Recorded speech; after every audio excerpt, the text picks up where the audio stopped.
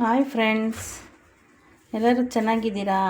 ಬನ್ನಿ ಫ್ರೆಂಡ್ಸ್, ಇವತ್ತೊಂದು ಬೆಳ್ಳುಳ್ಳಿ ಖಾರ ಮಾಡೋದು ತೋರಿಸ್ತೀನಿ. ಅದು ತುಂಬ ಈಸಿಯಾಗಿರುತ್ತೆ. ಇಂಗ್ರೀಡಿಯೆಂಟ್ಸು ತುಂಬ ಕಮ್ಮಿ ಇರುತ್ತೆ. ಅದಕ್ಕೆ ಬೇಕಾಗಿರೋ ಇಂಗ್ರೀಡಿಯೆಂಟ್ಸ್ ಏನು ಅಂತಂದರೆ, ಒಂದು 2 ಬೆಳ್ಳುಳ್ಳಿ ಸಿಪ್ಪೆ ಸುಲಿದು ಇಟ್ಕೊಂಡಿದ್ದೀನಿ. ಅದಕ್ಕೆ ಸ್ವಲ್ಪ ಉಪ್ಪು ಇಟ್ಕೊಂಡಿದ್ದೀನಿ.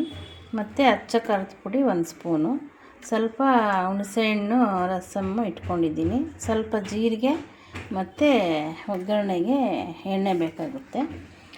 ಇದನ್ನು ಮಾಡೋದು ಹೇಗೆ ಅಂತಂದರೆ, ಮೊದಲಿಗೆ ನಾವು ಇಲ್ಲಿ ತೆಗೆದಿಟ್ಕೊಂಡಿದ್ದೀನಲ್ಲ, ಇದನ್ನು ಬೆಳ್ಳುಳ್ಳಿ, ಉಪ್ಪು ಮತ್ತು ಅಚ್ಚ ಖಾರದ ಪುಡಿನ ಮಿಕ್ಸಿ ಮಾಡ್ಕೊಬಿಡೋಣ. ಇದು ಬ್ಯಾಚುಲರ್ಸ್ ಎಲ್ಲ ಮಾಡ್ಕೋಬೋದು, ಚೆನ್ನಾಗಿರುತ್ತೆ. ಮತ್ತು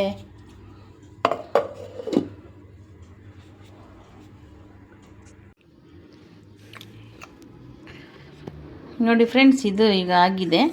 ಸುಮ್ಮನೆ ತರ್ತರಿ ಥರ ಇಷ್ಟು ರುಬ್ಕೊಂಡ್ರೆ ಸಾಕು. ಇದನ್ನು ಈಗ ಮೊದಲಿಗೆ ಎಣ್ಣೆ ಹಾಕ್ಕೊಳ್ಳೋಣ. ಬಾಣಲಿ ಇಟ್ಟಿದ್ದೀನಿ.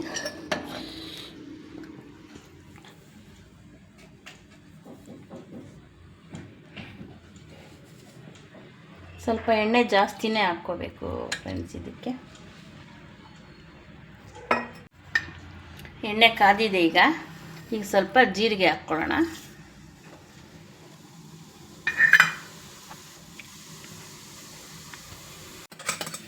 ಜೀರಿಗೆ ಸ್ವಲ್ಪ ಕೆಂಪಗಾದ್ಮೇಲೆ ಈಗ ನಾವಿಲ್ಲಿ ರುಬ್ಬಿಟ್ಕೊಂಡಿದ್ದೀವಲ್ಲ, ಅದನ್ನು ಹಾಕೋಣ.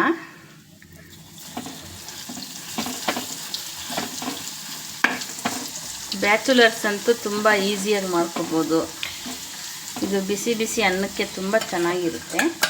ಮತ್ತು ನಾವುಗಳು ಅಷ್ಟೇ, ಮಧ್ಯಾಹ್ನ ಎಲ್ಲಾದರೂ ಫಂಕ್ಷನ್ಗೆ ಹೋದಾಗ, ರಾತ್ರಿ 1 ಟೈಮ್ಗೆ ಸಾರು ಮಾಡಬೇಕಾದಾಗ ಇದನ್ನು ಮಾಡ್ಕೋಬೋದು. ತುಂಬ ಚೆನ್ನಾಗಿರುತ್ತೆ. ಯಾರ್ಯಾರು ವಿಡಿಯೋ ನೋಡ್ತಾ ಇದ್ದೀರೋ ಎಲ್ಲ ಸಬ್ಸ್ಕ್ರೈಬ್ ಮಾಡಿಕೊಂಡು ನೋಡಿ ಫ್ರೆಂಡ್ಸ್. ಇದನ್ನು ಸ್ವಲ್ಪ ಎಣ್ಣೆಯಲ್ಲಿ ಬೇಯಿಸಬೇಕು.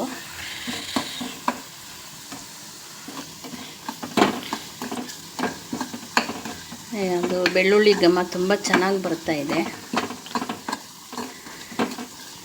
ನೀವು ಒಂದು ಸಲ ಮನೆಯಲ್ಲಿ ಟ್ರೈ ಮಾಡಿ ನೋಡಿ, ತುಂಬ ಚೆನ್ನಾಗಿರುತ್ತೆ. ಮತ್ತು ಈಗ ಇದು ಸ್ವಲ್ಪ ಆಗಿದೆ. ಈಗ ಬೆಳ್ಳುಳ್ಳಿ ಎಲ್ಲ ಚೆನ್ನಾಗಿ ಘಮ ಬರ್ತಿದೆ. ಇವಾಗ ನಿಂಬೆಹಣ್ಣು ಬೇಕಾದರೂ ಹಾಕ್ಕೋಬೋದು, ಇಲ್ಲಾಂದರೆ ಹುಣಸೆ ರಸಮ್ ಬೇಕಾದರೂ ಹಾಕ್ಕೋಬೋದು. ನಾನು ಸ್ವಲ್ಪ ಹುಣಸೆ ರಸ ಹಾಕ್ತಿದ್ದೀನಿ.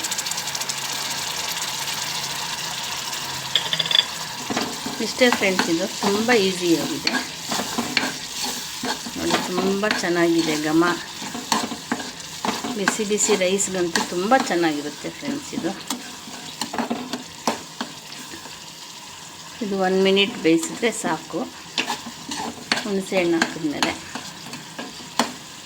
ನೋಡಿ ಫ್ರೆಂಡ್ಸ್, ಈ ಥರ ಆಗಿದೆ.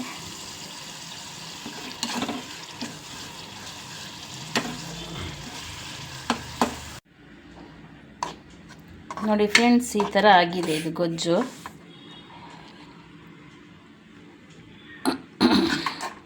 ಈಗ ಅನ್ನಕ್ಕೆ ಹಾಕಿ ಕಲಸೋಣ ಬನ್ನಿ.